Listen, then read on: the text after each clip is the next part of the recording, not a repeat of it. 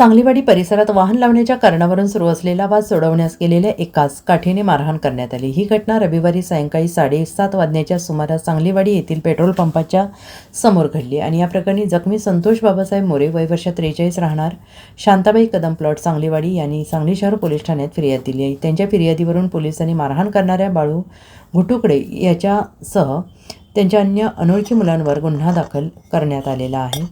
याबाबत अधिक माहिती अशी की जखमी संतोष मोरे हे चालक म्हणून काम करतात आणि ते आपल्या कुटुंबियांसह सांगलीवाडी परिसरात राहतात।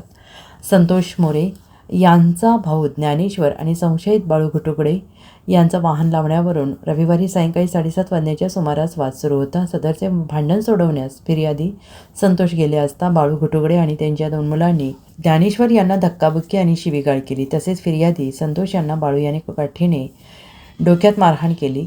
नागरिकांनी संतोष यांना रुग्णालयात दाखल करून त्यांच्यावर वैद्यकीय उपचार केले। यानंतर त्यांनी सांगली शहर पोलीस ठाण्यात फिर्याद दाखल दिली। त्यांच्या फिर्यादीवरून पोलिसांनी मारहाण करणाऱ्या तिघांवर गुन्हा दाखल केला आहे।